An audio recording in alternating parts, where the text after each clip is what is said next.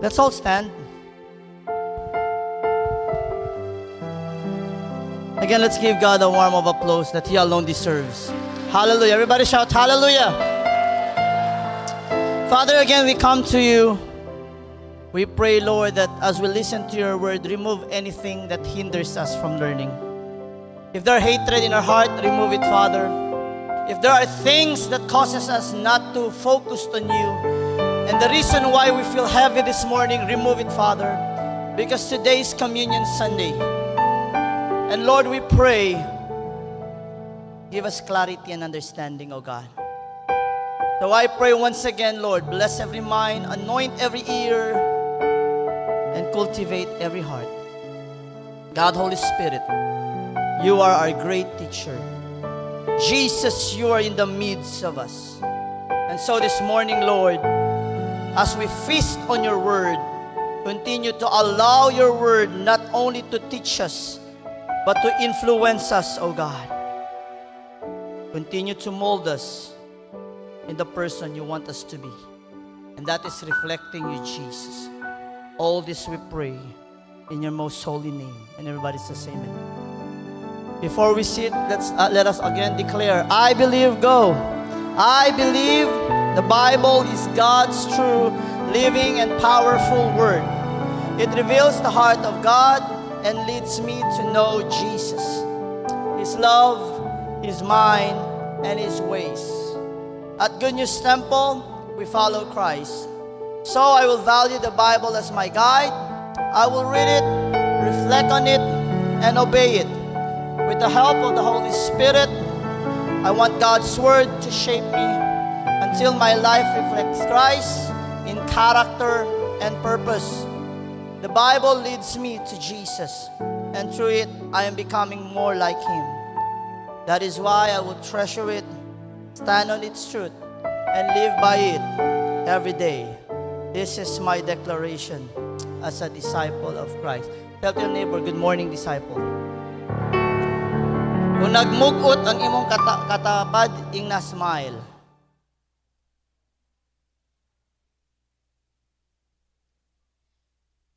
You know, before I begin, I would just like to inform the congregation. During this week, there was a time I was meditating, and this is not to scare, but this is to warn everyone. My spirit was really not at ease, and yet I was at peace because I know God loves GNT family. Amen. He said, awakening will come, but it would come also with shaking. Walay mamata kung walay shaking. Kung pukawon ang tao, uyugon man na. And mas lisod, pukawon ang taong nag-atik-atik tulog. Yes or no? He said, shaking will come, awakening will come, revival will come. Actually, we now see the movement of the Holy Spirit. There are people being refilled. There are people being baptized with the Holy Spirit. And it is just the beginning. And he said to me this, there will be many new faces that I will bring. But tell to the congregation, to the old ones, if they are not careful, some of them mawala.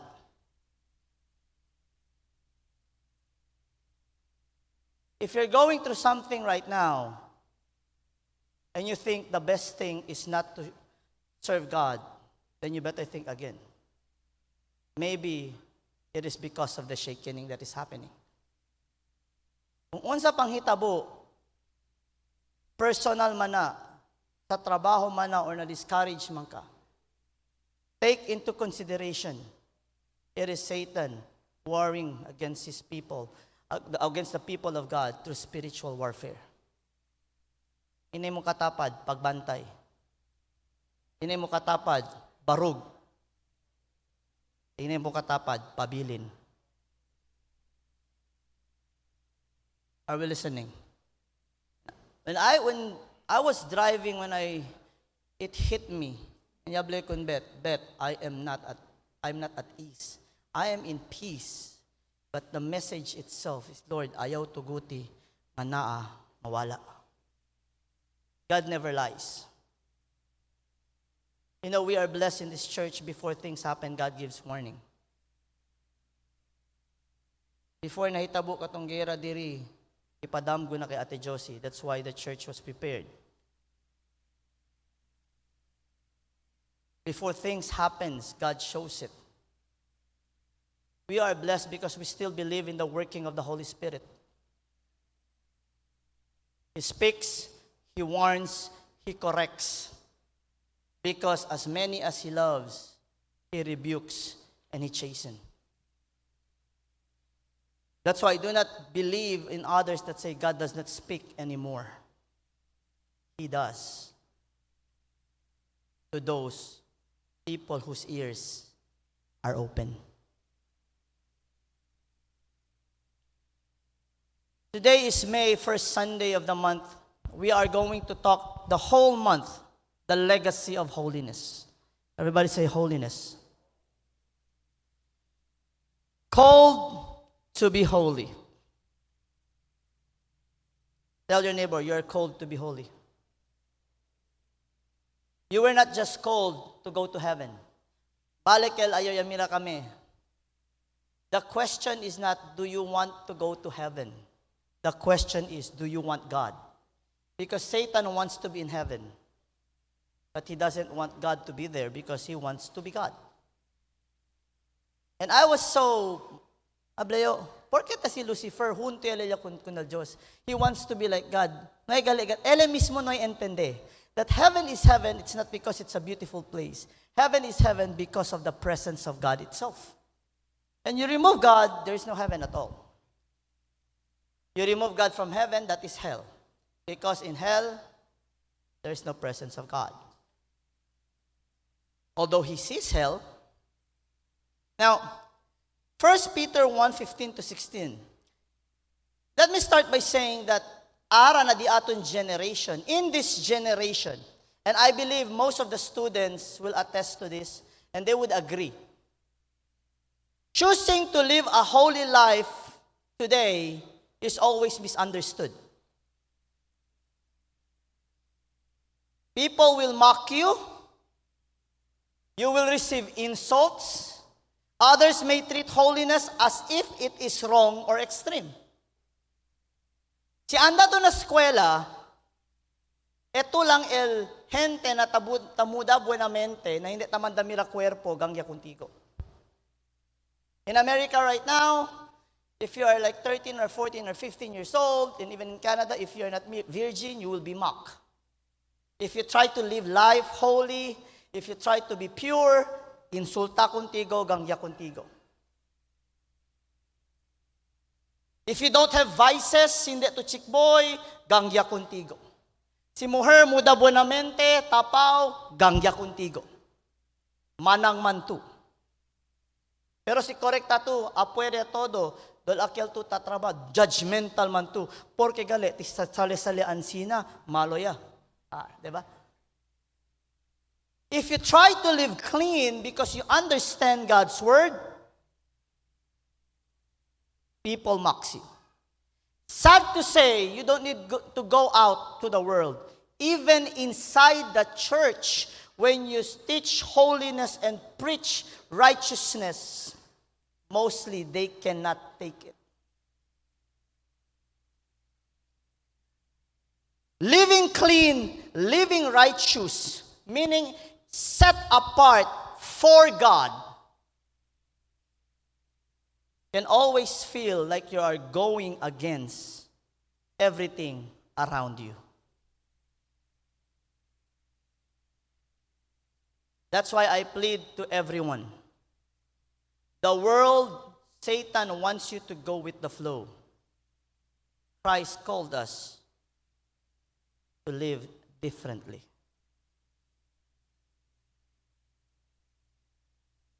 The scripture, the Bible, God's word, would teach us always something different. Hindi igual de mundo. In the book of Titus 2:11 and 12, if you have your Bibles with me, because I want you to read it, tugat ale, para hindi ito abla si pastor lang yase. Because most people would brag about the grace. That, luwas na ko grace, bisag unsa una, okay na ni. I want you to read with me Titus 2:11 and 12. Are you there? Okay? So, numaman flash na screen, I want people to open their Bibles. Titus 2:11 and 12. Are you ready? Reading go. For the grace of God that bringeth salvation hath appeared to all men, teaching us that denying ungodliness and worldly lust, we should live soberly, righteously, and godly in this present world. So the grace of God does not teach us to live as how we just want to live. This is my life, it's only one, and I can live however I want. God's grace does not only save people. The grace of God that brings salvation is the very same grace that will teach, everybody say with me, teach, people to live holy, righteously, godly, soberly in this, say with me, present, the now world. Not in heaven, now, karun. And so, Communion Sunday ara, smile. Siguro ablas teres, baka serious ka tals kwento ara di pastor kay holiness. We should always be serious when we listen to God's word. But it doesn't mean we cannot smile. Being serious is not like this. Being serious is just, I'm attentive, I'm all ears, my heart is open, my mind is focused, and I am ready to learn with a smile. Amen ba? So, smile sa. Sagdi lang, kay unya sa middle, murag mawala gyud ang smile. Smile sa ta. This morning we will be reminded of some things mostly we forget. Something, reality and truth. That Christ did not only die to save people, He came to transform people's lives. Everybody say with me, transform. The problem today with the modern gospel is when they preach, they just talk about being saved and it's okay however you want to live. That is not how the Bible teaches. The old is gone and the new has. Are you the new or are you still the old? Later I will explain por kasi the old is gone and the new has come. Pero I would like to ask you, are you the old or the new? Kasi si Ansina to Pirmi, kasi pastor, ana na siya pastor. Mauna yun na iyang kinaiya. Amuna yun na iyang karakter. Bisag sa una, ana na yun na siya. Por eso pastor, wa na yun ta mabuhat. Ibig sabihin, wa pa na gibago sa Ginoo.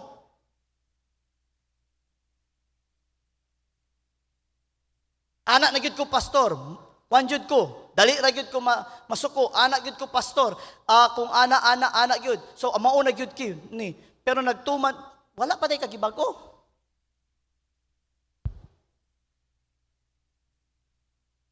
Is it okay to be saved and still maldito? Na pero ana naman gyud ko. Is it okay to be saved and still chismosa? Is it okay that I would say I'm saved and still a big liar? Is it okay to be saved and still do not mind the things of God? Unsa mas importante sa imuha? Na ako nakita sa Facebook, maayo pa ang laag, dili lang tagaan oras, buhatan jud oras, pero ang Ginoo wa jud oras. Pero Kristohanon ko. Ngano man, diha na ko nagdako sa simbahan, pastor. Lagi nagdako ka sa simbahan, dili sa Ginoo. Daghan kayo nagdako sa simbahan, asa naman ron? Are we listening? That's why I am not for, even in the music department, I always tell them, you are first and foremost worshiper.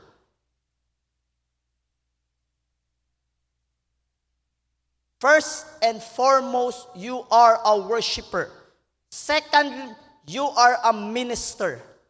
And third, di unsa man imuhang ginabuhat. First and foremost, I am not a pastor. I am a worshiper. Second, I am a minister. How do I minister? By pastoring. It's always intimacy over ministry every day, all day. If I cannot worship God, I do not have business standing in front of you.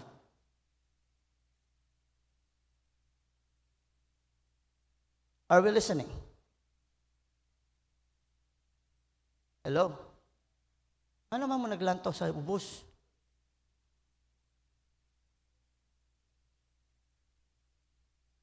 First Corinthians 11:28, let a man examine himself. Hebrews 10:10, we are sanctified through the blood of Jesus Christ. You know, actually, ang communion baya, dili lang na siya doing it just to remember. Although Jesus said, do this in remembrance of me.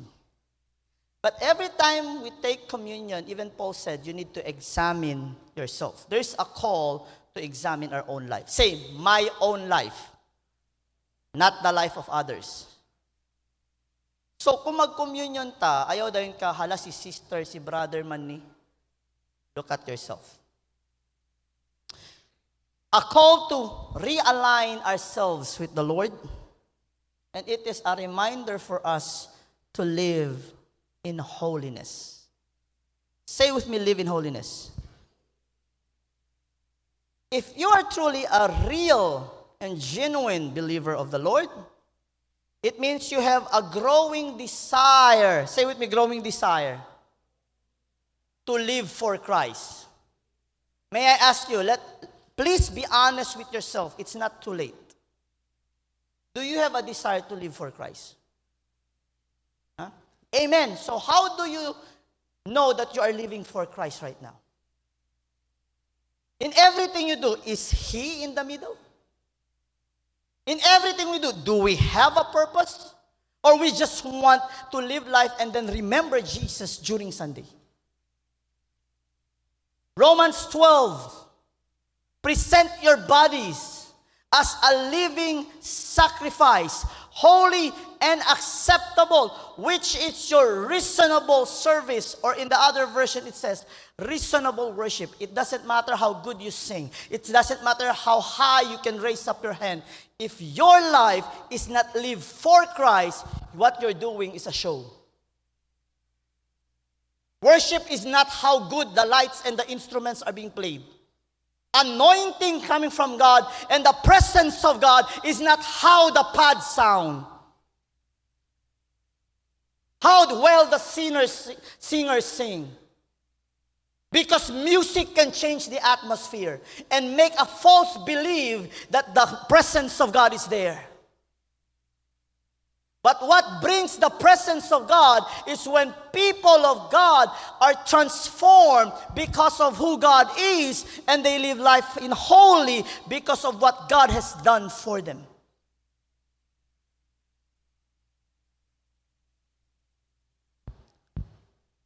To live for Christ means to live a holy life. 1 Peter 1:15-16. Let us read once again. Ayaw kabalaka, ang intro lang ang taas. Mubuoran ni. First Peter, let's open our Bible. First Peter chapter 1, 15 to 16. Read with me, reading go. But as he which hath called you is holy, so be holy in all manner of conversations. Because it is written, be holy, for I am holy. Do you know that conversation there, if you look at Webster Dictionary 1828, and I used Webster Dictionary in 1828 because most of those are still the original definition. You go ahead of that, manadya twist, kambya-kambya sila. Conversation means your behavior, your demeanor, the way you treat people, your moral values, the way you speak, the way you walk, the way you dress. Be holy, for he is holy.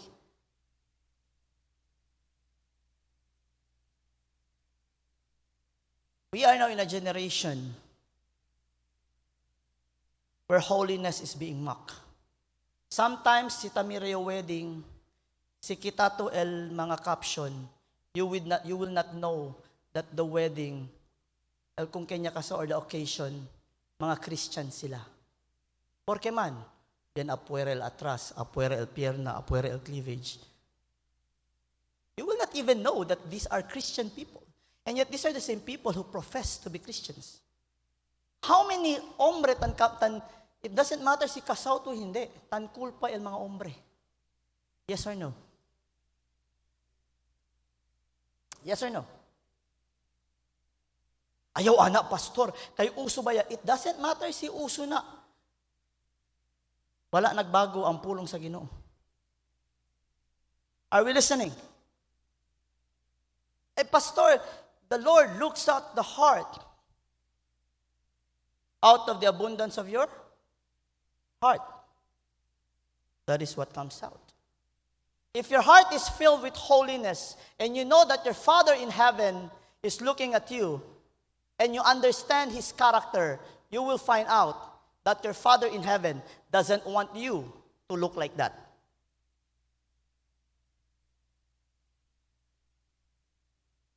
Problema kasi mga Christian Sara, they don't look for Christ, they look for blessings in the Bible. First Peter actually is a book written by Apostle who? Peter. Para kung ken, to the believers who were scattered. They were scattered because they were under pressure in a sinful culture. Fast forward today, this call is the same. You know why? We are in the worst time of a sinful culture, in which, sad to say, many of churchgoers are what? Just going with the flow of this sinful culture. There, I said it.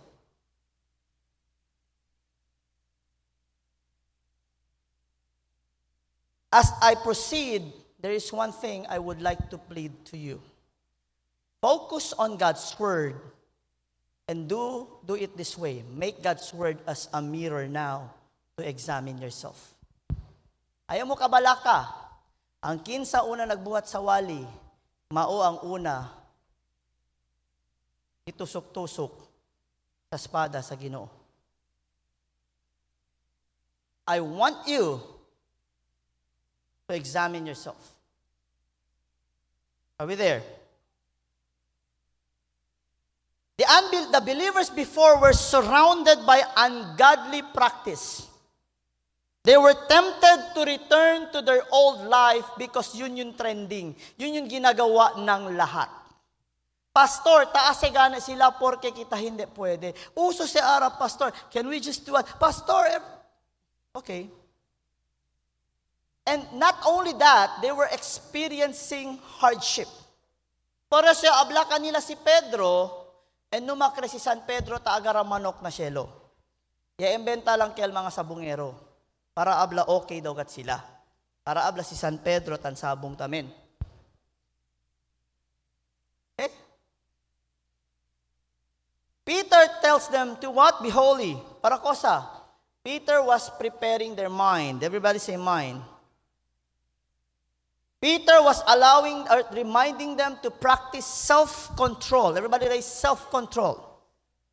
Is self-control part of the 9 sa fruit of the Spirit? Yes.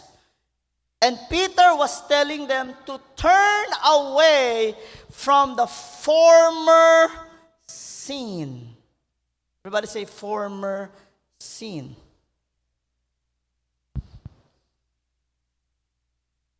Be holy, for I am holy, my brothers and sisters, is not a suggestion. It is a command. Say with me, command. It is a command in such a way you have still the freedom to follow or not.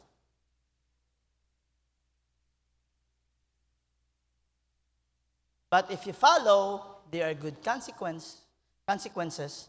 If you do not, there are negative consequences. It's a command. Tell to your neighbor, be holy, for God is holy.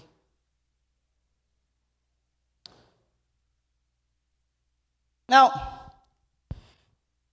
why is it important to be holy? I will try to explain to you as fast as I can and as clear as I can, in the most simple way as I can. First, we need to understand, kumbaga theological foundation, God is holy. Hindi, Pastor, God is love. Porque kay po nila God is love. Yes, I don't disagree with that. God is love. At the same time, God is merciful. God is gracious. God is kind. God is justice.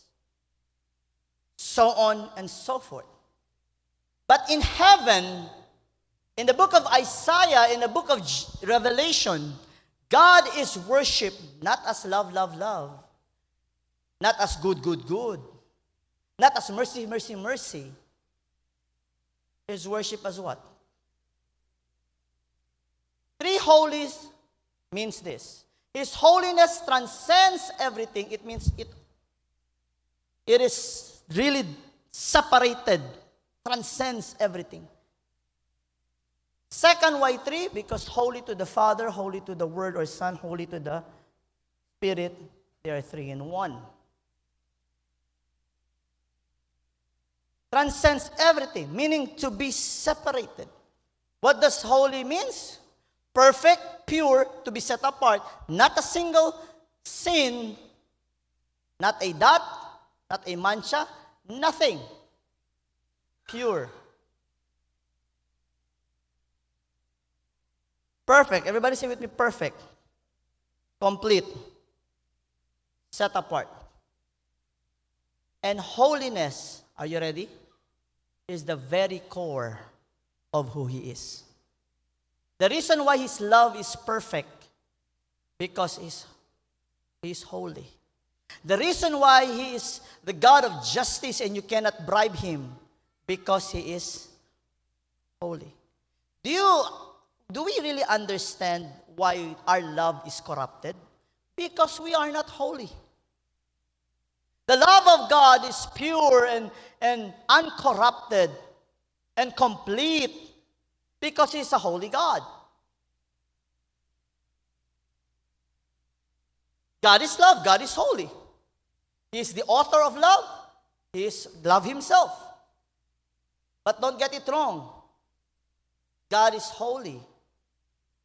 That's why He is who He is. Are we listening? Are we listening? Now, let me proceed. Simira tayo kita na doctrinal foundation. Then theological. I'm trying to break it down. Holiness is something we cannot have of our own doing. I cannot have holiness on my own. You cannot have holiness on your own. Holiness is only through Jesus Christ, not of works. That's why there is no religion on earth. Deha kanila mampurpiyahan kenal pinakabueno religion, ken daw el una religion, manpurpiyahan sila. Hindi religion niya ginda na cross, si Kristo yan na cross. Hindi religion el puede contigo dale righteousness and holiness. Si Kristo lang contigo puede. That's why I cannot be part of the one world religion.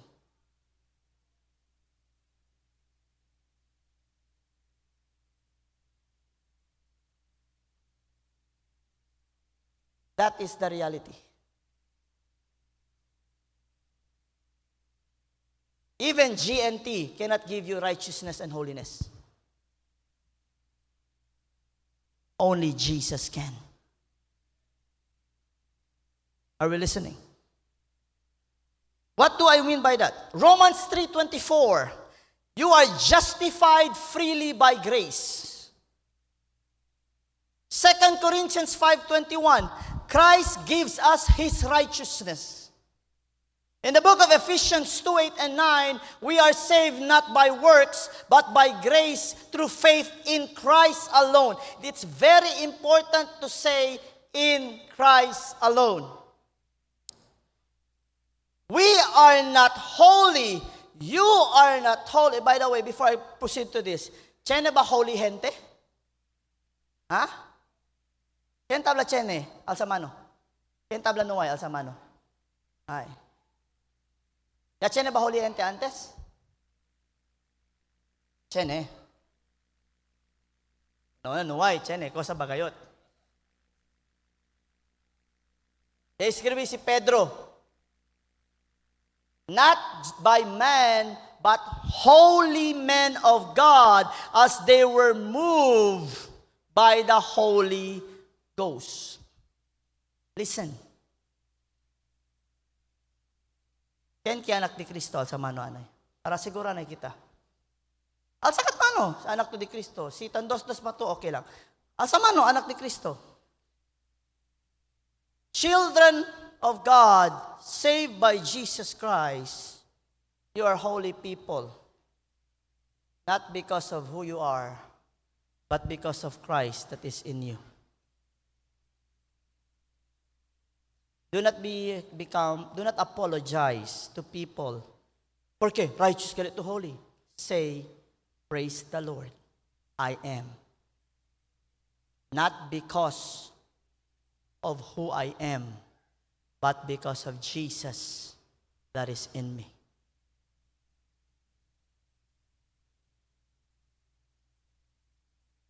¿De acuerdo a ustedes mi question? Pregunta delante. Are you new or old? Behold, the old is gone. Can you see old? Can you see old? The old self. The new has can you self. Do you know that old? The old one is the wicked one. You know who is that new? It's the righteous and holy.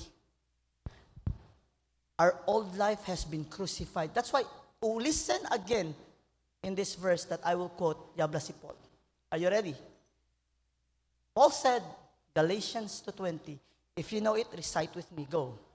I am crucified with, nevertheless the old is now crucified with Christ. Yes or no? If it is crucified with Christ, it is dead. Yet not, but Christ lives in, that's the new person in us. Cosa daw? El new person tali kumigo si Kristo. Hindi.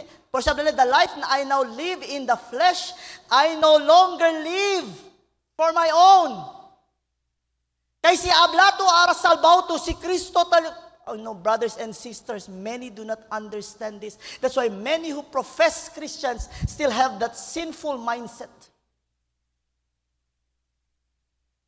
Still have that worldly mindset. They still love the world. They still covet the things of this world as if they will be living in this world forever.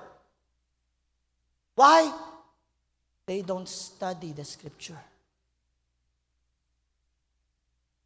If Jesus is in you, you have the mind and the heart of Christ. You don't study the Bible to gain merit of grace, to have righteousness and holiness.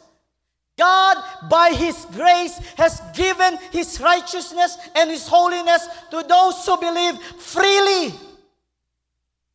The reason why we study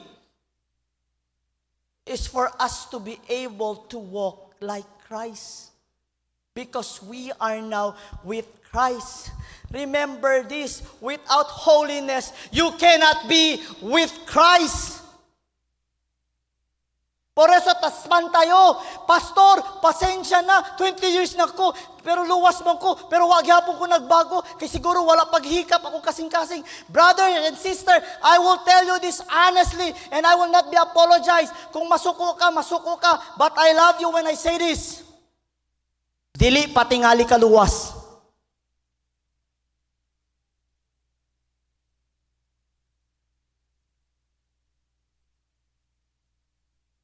Church-goer ka? Yes. Dugay na ka? Anak gihapon? Walay bago? Ingnan lang ko nimo kaya kung kasing-kasing wa pa na bago. Do you know what change? Where change happens first? It's not in the outside, it's in the inside.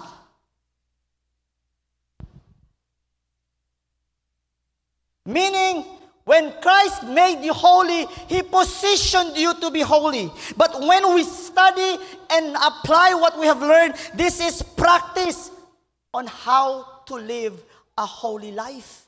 Kung ako nakaminyo kog prinsesa, if I married a princess, don't get me wrong, my wife is a princess. She's a child of God. Nagamit akong prinsesa kay kanawong daw niya na nag-ingon, kanawang daw niya si Princess Eleanor ba na? Spain. Dili ko swerte, bless. Maot ko, nakasawa ko gwapa. Now listen to this. Kung nakaasawa kong prinsesa, dili ko royalty. After the marriage, am I part of the royal family? Yes or no? Did I do anything to be royal? No, I had a relationship with the daughter and I was married. Now, do I need to practice how to live like a royalty? Exhibit A. Kunya, think kung asa ka diri ha. After marriage, I went on to practice diligently. Everybody say diligently. So, yadali sila kumigo manual, how to smile, how to walk, how to eat, todo the how to, and what not to. Diligently. Now, based on my practice every day, mangkamali or hindi? Kamali. Question, hindi na yung royalty? Royalty gali yun, syempre.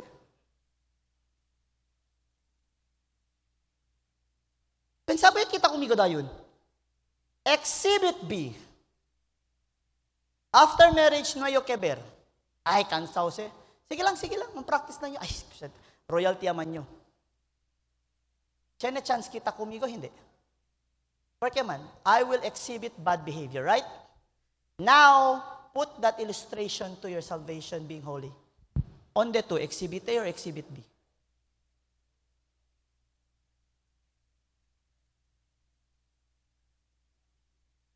It doesn't mean yan kamali yo as I walk, ginda yan ng impyerno. Na yung may relasyon con Diyos. The problem is, if you don't have that mindset of being conformed to the image of His Son. Because living for Christ means living a holy life. If you speak about your living for Christ, the Bible says, you will know them by their fruit. Porciable conosteres denante, please focus and examine yourself. I tell you, it doesn't matter si chene to mga titles or what. No one is excused here when it comes to the Word of God. Doesn't matter si kosa to degree, titulo, or kosa. Because when we stand before God, just make sure your title can lead you to escape.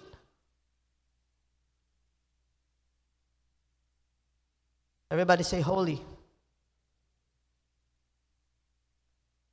Are you practicing to live a holy life? Do you study the Word of God?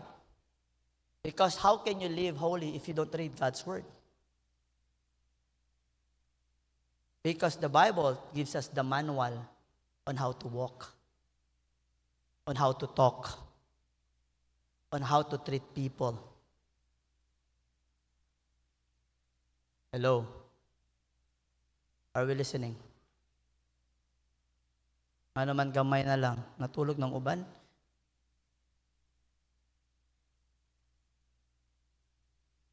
Holy. Para di mo makalimot. H stands for His holiness is the standard. Be holy for He is holy. Say, His standards, not mine. Iraw ustedes kile ka bueno si Lord. Alto di si standards no hay ken pwedeng kansa. Kosali ase di si standard, yadalele di suyo, holiness na mayente. Laken ko neletakre. What we are just to do is to live, practice to live like holy people. Pero si pirmi to practice to live like holy people, pero pirmi to taas lalo in secret places, hindi amo, then otro klase, kel. Tell to your neighbor, live holy. Publicly, and mostly, privately.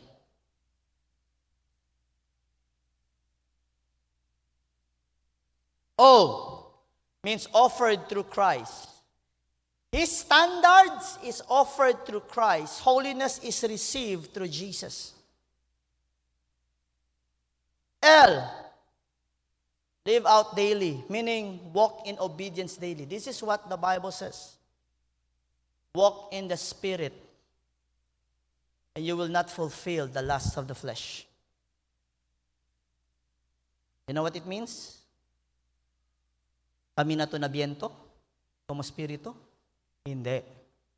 It means walk through His Word. His words are spiritual. The cover and the paper are physical. The lessons that you find in God's Word are spiritual. Why? Yielded life to God. What do you mean by yielded? Fully surrendered. Surrendered to the Holy Spirit. Para hindi ustedes olvida. H, holiness is God's standards. O, offered through Christ. It means we can just get it from Christ as He gives to us freely. L, live out daily, means live holy daily. And Y, yielded to God, meaning, cosa? Surrendered to the Holy Spirit. Here are practical principles and applications. The how. Yapo negatil the how. Kasi, while I was doing my preaching, pwede ore, during my final exam na theology, okay daw di mo preaching, pero no daw po nila the how. Kaya po nila yung the how just for a smile. Although, talyekel the how, Ilaya bibi, pero kaya the mira is the how. Kaya po nila yung the how. How do we live a holy life? Know God daily. John 17:17. Can you open your Bibles with me? John 17:17. Sanctify them through thy truth. Thy word is truth. Every time you read the Bible, look for Jesus. I'm not saying you look for the name Jesus because in the Old Testament, nemanggatin kunta Jesus, but look for characters that point to Christ. Get to know Him. It's like getting to know someone you have a crush on na hindi pa ustedes mang konose. Kasi yan konosiya niya, the more you try to get to know that person. That is how you approach the Bible because it is all about relationship. Second, Romans 12:2. Guard your mind. Porque el mind una. Don't you know that before it enters your heart, it enters your mind first? And so, the filters are found in the mind, not in the heart. What you allow to enter your mind through your eyes and through your ears will go to your heart. If those are corrupted, then you will act corrupt. If things comes in your mind and ears are godly, the way you act or your conversation would be godly. Third, choose obedience daily. Say with me, obey. Obedience is better than. Obedience is not saying yes to what you want. Obedience is saying yes to the Lord even though it does not align with the thing that you want. Because we understand He is perfect and His ways are true. Number 4, separate from sin. Everybody say separate from sin. 2 Corinthians 6:17. I'll give you an example on how I separated from my old life before. Sa inyo, Kore. Most of you here knows that I was once a drummer for several artists. Yes or no? So, tiene yo sa iPad, lleno se del mga kansyon. Kansyon del diamon, kosa kami tatuka, and songs of the several artists na tadali sila kanamon, natuka kami. There was this one time, denduro kat yung kabesa, Abdi Lord, hindi na yun. Naari, kumbida ka na mo, hindi na ni-mention na banda, de Sambuanga. Kumbida kumigo kay, kaya sila to de Sambuanga. Actually, sikat nila kansyon niya keda. First day, hunti kanila, manana drummer, elo tatabla, nag-aral ka, ansin, onde do istudya, otro klase do ito, pega, real daw ito, todo ya. The second day, formality sake lang era kela. You know what happened second day? As inusabi ito ka. Tato kayo rock, tato kayo jazz, tato kayo fusion, tato kayo kosa-kosa klase tukada. Simple song. Nusabi ito ka. Ala ko migimen ko sa kunti ko tapasan, numaka na to na si Huya. You know, I was smiling but I was so, and sometimes God will put you to shame if you're really hard-headed. That's how He loves me. Para desperta lang niya. Pero sa tabla yun, kung mga duro kabesa, si Chena Stedes, kung kentan pray, dali sa kunal Senyor, si Lord as desperta, oto si Lord. Now, pabulbida yo, yabla yo, Lord, pasakil, soft word, soft voice I mean, yet in authority. Do that again, and I will remove your talent from you.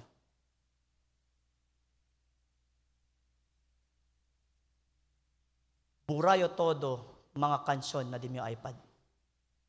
Not a single song even until this time. Si kami na Puebla uwi yung mga kansyon de loko, hindi na impir na hindi. El problema si talisi nagto yung iPad, pirmi si tauwi. The principle of that song you will catch that, it will go to your heart, then you will start to believe its principle, then you will start to walk in those principles, and those principles will lead you away from God. That is what I meant when you guard your heart, mind, and heart. Okay lang man na, Pastor. Do you know that the most influential thing Satan is using right now, and according to psychologists, music is number 1, movies number 2. How many of you here are into worldly music and movies?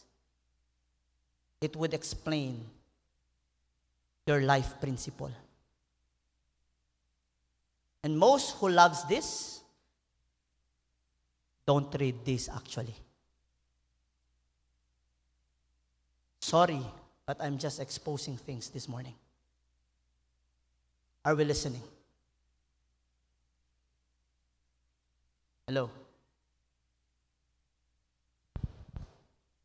I'm not sorry for saying that. I'm just saying to you, sorry in advance kung masuko man mo. But I will never apologize. Are we listening?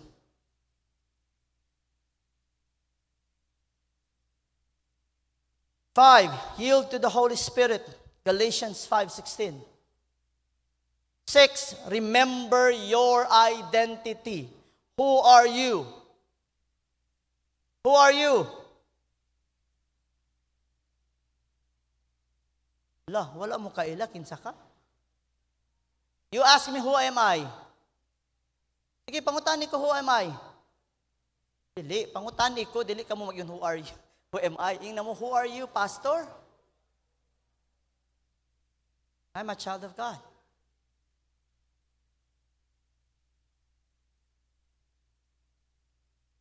Who are you?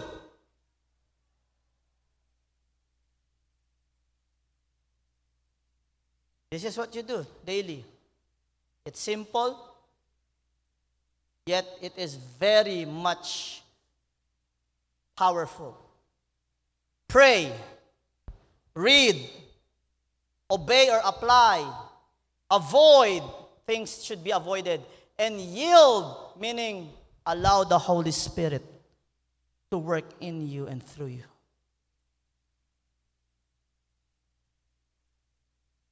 Are you holy people? And so before we take communion this morning, kabaw please examine your heart.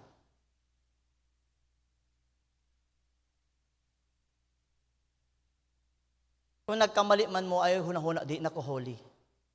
But rather say this, Lord, sorry Lord, siguro na yung mali akong pag-practice, tabangi ko Ginoo. You know what? I will give you this as an encouragement kasi I was once discouraged. Lord, nag-serve ko sa imo, nahagbong ko unsa man ni Lord, murag dili man tingali ko save. Then sometimes we look at life of David and think sila gani murag uban mo ingon okay ra daw makasala, ang uban murag ngano siya gilove di Lord. Who falls often? The wicked people or the righteous people? The righteous people. Wicked people, when they fall, they don't stand. They what? They swim on their sins. They swim in their sin. Righteous people will fall 7 times, but they will always get up. Kinsa diri nga tumba, alsag kamot. Oh. Mangutan ako, nanindog mo, wala. Okay, na-praise the Lord. Kaya kung wala ka nanindog, problema ka ita. Inay mo katapad, padayon igsoon. Ingon gani sila, ang bata, dili matumba, dili tinuod bata. Yes or no? Ang driver, nga wa nabangga, dili tinuod nga driver. O ayaw mo ingon buyag, kung wa pa mo nabangga. Ang righteous nga tao, matumbag yun na. Pero matindog na. You know why? It is God who will going to preserve you. Are we listening? So may I ask you once again, are you holy? Are you righteous? I'm not convinced. Are you holy? Are you righteous? Dili gyapon. Try nato one time ha. Are you holy? Are you righteous? Palakpakan na tong Ginoo. And so examine yourself, your heart, confess any sin to the Lord, surrender fully to Christ, and commit to live a holy life, not only this week, as long as you live. Amen ba? To live a holy life is to live for Christ. And to live for Christ is to live a holy life. And a person who lives a holy life, who lives for Christ, will be willing to die for Jesus Christ. Be holy, for I am holy, saith the Lord. Listen, even if the world mocks you, kinsa diri na insulto na kay naggatarong ka. Ikatawan ka, di ka mo inom, KJ ka. Wala kay bisyo, wala kay nada. Usara mo iyab, mahina. Uy, tarong ka nag-ilis, ayaw po, pagawas-gawas po na imong nindot lawas diha. Listen, even if the world mocks holiness, it won't change the fact that God is holy. And it won't change the reality that no one will see the Lord without holiness. God's grace, say with me, God's grace, is the very same grace that brought salvation, the very same grace that empowers us to live a holy life. Christ did not only die to forgive, He died to transform you so you can live holy for His glory and honor. We are a chosen generation, a royal priesthood. What's the next? A holy nation, all for the glory of God. Hapit ko makalimut. Peculiar people. It means separated, different, set apart. And so, be encouraged. Holiness is given by God. To live holy is a command by God to us.